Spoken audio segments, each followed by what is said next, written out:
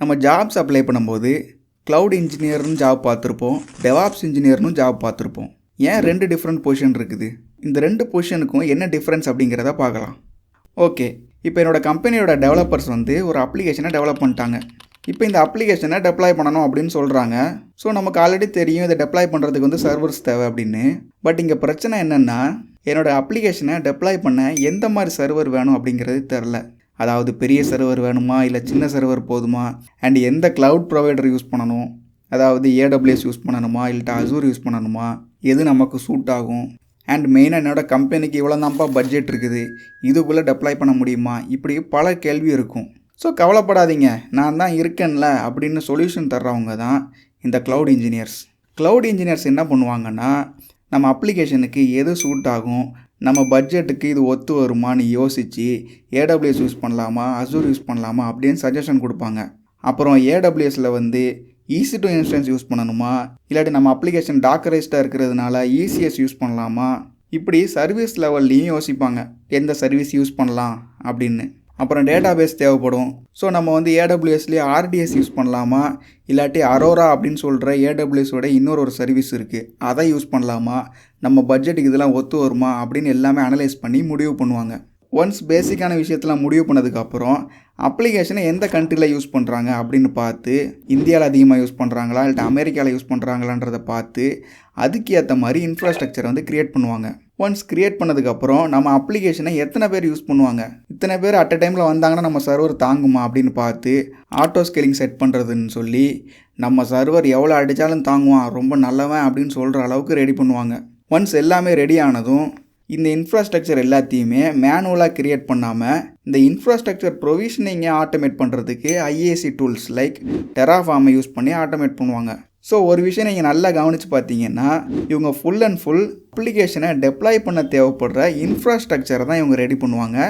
And அந்த இன்ஃப்ராஸ்ட்ரக்சரை இவங்க தான் மானிட்டரும் பண்ணுவாங்க. CPU அதிகமாகுதா குறையுதா, லோடெலாம் தாங்குறானா அப்படின்னு எல்லாமே மானிட்டர் பண்ணுறது, இன்ஃப்ராஸ்ட்ரக்சர் க்ரியேட் பண்ணுறது, இது எல்லாமே இந்த க்ளவுட் இன்ஜினியர்ஸ் தான் பண்ணுவாங்க.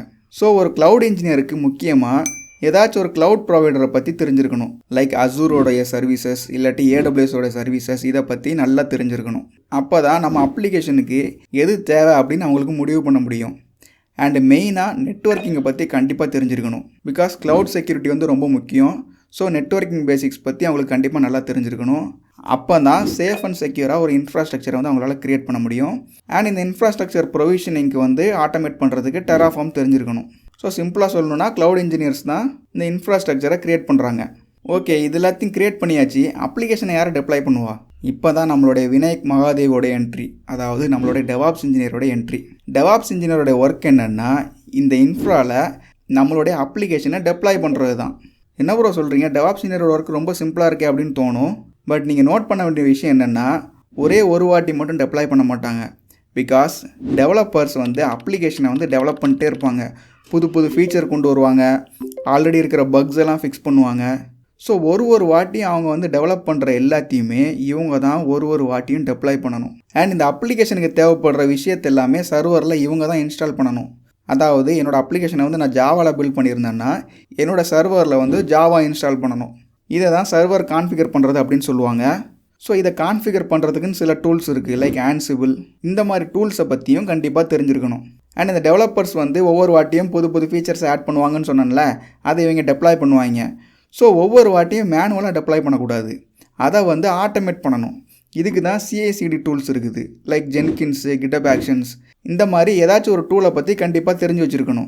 ஸோ இந்த டூலை வச்சு பைப்லைன்ஸ் க்ரியேட் பண்ணி டெப்ளாய்மெண்ட்டோட ப்ராசஸை ஆட்டோமேட் பண்ணணும். அண்ட் ஒன்ஸ் அப்ளிகேஷன்லாம் டெப்ளாய் ஆனதுக்கப்புறம் இவங்க அப்ளிகேஷனை மானிட்டர் பண்ணணும். அதாவது ஒழுங்காக ஒர்க் ஆகுதா, அப்ளிகேஷனில் எதுவும் எரர் வருதா, சப்போஸ் அப்ளிகேஷன் டவுன் ஆச்சுன்னா இவங்க தான் சரி பண்ணணும். ஸோ இவ்வளோ வேலையும் பார்க்குறவங்க தான் டெவாப்ஸ் இன்ஜினியர். சில கம்பெனிஸில் ரெஸ்பான்சிபிலிட்டிஸில் சில சேஞ்சஸ் இருக்கலாம்.